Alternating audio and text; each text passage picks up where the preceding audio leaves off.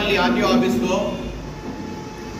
జరిగిన అగ్ని ప్రమాదం, దాని పూర్వాపరాలు, సమస్య ఎక్కడ ఉంది, ఇవన్నీ కూడా ఒకసారి ఆలోచిస్తే ఈరోజు రాజంపేట లోక్సభ సభ్యులుగా ఉన్న పెద్దిరెడ్డి మిథున్ రెడ్డి గత 5 సంవత్సరాల్లో వైసీపీ ప్రభుత్వాన్ని అడ్డం పెట్టుకుని, తన తండ్రి మంత్రిత్వాన్ని అడ్డం పెట్టుకుని పూర్తిగా ఈ రాయలసీమ జిల్లాల్లో కడప అయితేనేమి, అన్నమయ్య జిల్లా అయితేనేమి, చిత్తూరు, తిరుపతి, సత్యసాయి, అట్లాగే అనంతపూర్, ఈ జిల్లాల్లో పూర్తిగా అక్రమాలకు, భూదందాలకు పాల్పడి తన బినామీలతో వేల ఎకరాల భూమిని కొట్టేసే క్రమంలో ఎక్కడ చూసినా అక్రమాలకు తెరలేపిన మాట వాస్తవం. గత 5 సంవత్సరాల పరిపాలనలో పూర్తిగా పెద్దిరెడ్డి మిథున్ రెడ్డి ఆధ్వర్యంలోనే అక్రమాలన్నీ కూడా జరిగాయి.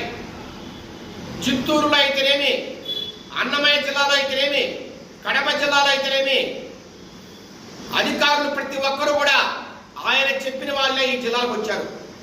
కలెక్టర్లు, ఆర్టీఓలు ఎవరైతే అతని మాట విన్నారో వారు మాత్రమే ఇక్కడ ఉండగలిగారు.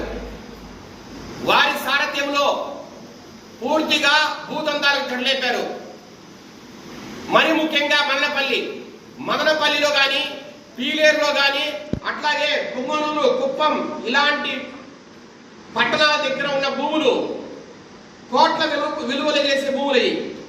పీలేరులో అయితే నాకు తెలిసినంత వరకు తన బినామీలను అడ్డపెట్టుకుని పూర్తిగా తన అనుయాయుల మీద, పేర్ల మీద వేల కోట్ల రూపాయలు విలువ చేసే భూములను అన్యాక్రాంతమైన మన వాస్తవం. ఎక్కడ మీరు విచారణ చేసినా ఇది బయటపడుతుంది. ఫ్రీ హోల్డ్ కేటగిరీ అనే ఒక ముసుగులో జగన్మోహన్ రెడ్డి ఒక చట్టాన్ని తెచ్చాడు.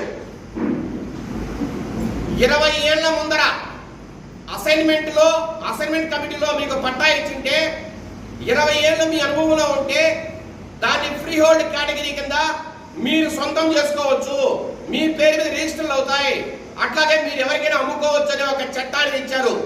ఆ చట్టాన్ని కూడా కేవలం పెద్దిరెడ్డి మిథున్ రెడ్డి కోసమే తెచ్చారు. ఎందుకంటే పెద్దిరెడ్డి మిథున్ రెడ్డి అతని అనుయాయులందరూ కలిసి దొంగ డాక్యుమెంట్ సృష్టించారు. గవర్నమెంట్ భూములు ఎక్కడెక్కడ ఉన్నాయి ముందు చూసుకున్నారు. వాళ్ళు అధికారులతో మాట్లాడుకున్నారు, భూములు ఎక్కడెక్కడ ఉన్నాయో చూసుకున్నారు. వాడికి దొంగ డాక్యుమెంట్ సృష్టించారు. 20 ఏళ్ల ముందర డిఫారాలు సృష్టించారు. వాటిని ఆన్లైన్ చేయించుకున్నారు. ఫ్రీ హోల్డ్ కేటగిరీ కింద వాటిని రిజిస్ట్రేషన్ చేయించుకుని వాటిని వేల కోట్ల రూపాయలకు అమ్ముదామని అనుకున్న టైంలో తెలుగుదేశం పార్టీ అధికారంలోకి వచ్చింది. వారు ఏదైతే అక్రమాలు చేశారో దాన్ని అమ్మి క్యాష్ చేసుకుందాము, పూర్తిగా మనం దాంట్లో డబ్బులు సంపాదిద్దామనే టైంలో తెలుగుదేశం పార్టీ అధికారంలోకి వచ్చింది. ఇది వారు ఊహించలా. మళ్ళా మేమే అధికారంలోకి వస్తాం, ఎందుకంటే వేల కోట్ల రూపాయలు మేము అప్పనంగా ఎక్కడైతే కొట్టేసామో, ఇసుకలో కావచ్చు, లేదంటే మైన్స్ లో కావచ్చు, రకరకాల పద్ధతుల ద్వారా, అట్లాగే వైన్స్, జే బ్రాండ్స్ లో కావచ్చు, ఎక్కడైతే మేము డబ్బులు కొట్టేసామో ఆ డబ్బులు మళ్ళా మేము ప్రజల మీద వెదజల్లి ఆ డబ్బుతో మేమే గెలవబోతున్నాం. ఖచ్చితంగా మాకు ఈ ఫ్రీ హోల్డ్ కేటగిరీ కింద 1000 ఎకరాలు మేము తీసుకొని దాంట్లో వేల కోట్ల రూపాయలు డబ్బు సంపాదించనే ఒక దురాశతో ఇవన్నీ చేశారు. ఎప్పుడైతే తెలుగుదేశం గవర్నమెంట్ వచ్చిందో వీళ్ళకి అర్థం కాని పరిస్థితి ఇప్పుడు. అందువల్లే పూర్తిగా ఈ రికార్డులు మాయం చేయాలా, ఈ రికార్డులన్నీ కాల్ చేయాలా. మీరు ఒక్కసారి గమనించండి, ఏపీఎండిసిలో కూడా ఒక నెల క్రితం ఇలాగే అక్కడ రికార్డ్స్ కావచ్చు, అట్లాగే కాపీలు, హార్డ్ డిస్క్లు కావచ్చు, అన్ని కూడా విజయవాడ దగ్గర దగ్ధం చేయడానికి ప్రయత్నం చేశారు కొంతమంది. అట్లాగే ఇక్కడ కూడా మదనపల్లిలో మొన్న రాత్రి అగ్ని ప్రమాదం. అది ఒక కొత్త భవనం, అది షార్ట్ సర్క్యూట్ చేసే అవకాశమే లేదు.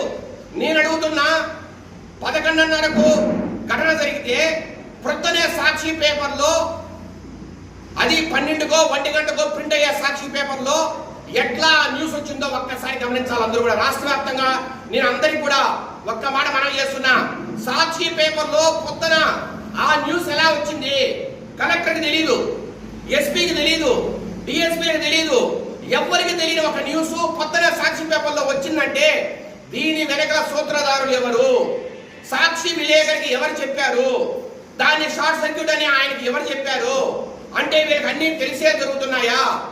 సాక్షి పేపర్ని అడ్డం పెట్టుకొని మీరు చేసే దురాగతాలు గత 5 నెలల్లో నడిచాయా కానీ ఇప్పుడు నడవవు. ఎందుకంటే ఇది తెలుగుదేశం పార్టీ ప్రభుత్వం, నారా చంద్రబాబు నాయుడు గారు ముఖ్యమంత్రి, ప్రజాస్వామ్యబద్ధంగా ప్రజాస్వామ్య విలువలతో కూడిన ప్రభుత్వం ఇది. ఇక్కడ ఈ మోసాలకు తావులేదు.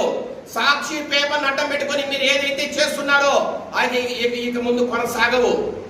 నేను ఒకటి అడుగుతున్నా, ఇంత పెద్ద పెద్ద పేపర్లు ఉండగా, ఇంత పెద్ద పెద్ద విలేకరులు ఉండగా ఒక్క సాక్షి విలేకరికే ఈ న్యూస్ ఎలా తెలిసింది? నెంబర్ 1. నెంబర్ 2,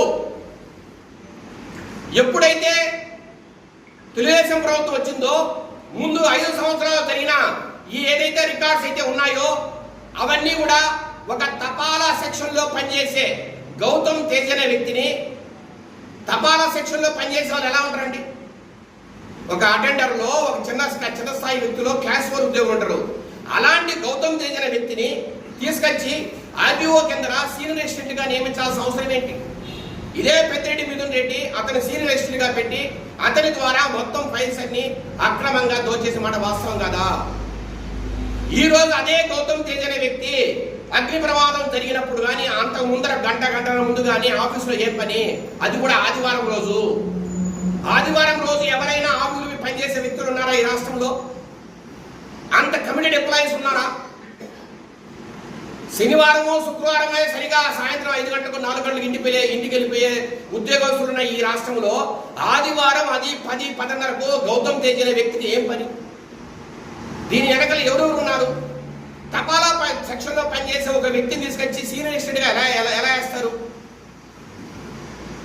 ఎందుకంటే వీరి దురాఘాతాలకు వెన్నుదన్నుగా నిలవడానికి వారికి ఈ రికార్డ్స్ అన్ని రాసే ఒక వ్యక్తి అవసరం కాబట్టి, ఒక నమ్మకస్తులు అవసరం కాబట్టి ఆ గౌతమ్ తేజ్ను సీనియర్ అసిస్టెంట్ గా తెచ్చుకున్నమాట వాస్తవం. వీటి వెనకల అప్పటి ఆర్టీఓ మురళి, నేను మళ్ళీ చెప్తున్నా, మదనపల్లి ఆర్టీఓ మురళి వాళ్ళకు ఒక తొత్తు. అతను ఆర్టీఓ స్థాయి వ్యక్తే కాదు, అతను ఒక అటెండర్ స్థాయి వ్యక్తి. పూర్తిగా పెద్దిరెడ్డి మిథున్ రెడ్డి, పెద్దిరెడ్డి రామచాడి ఏమి చెబితే చేసే వ్యక్తి అతను.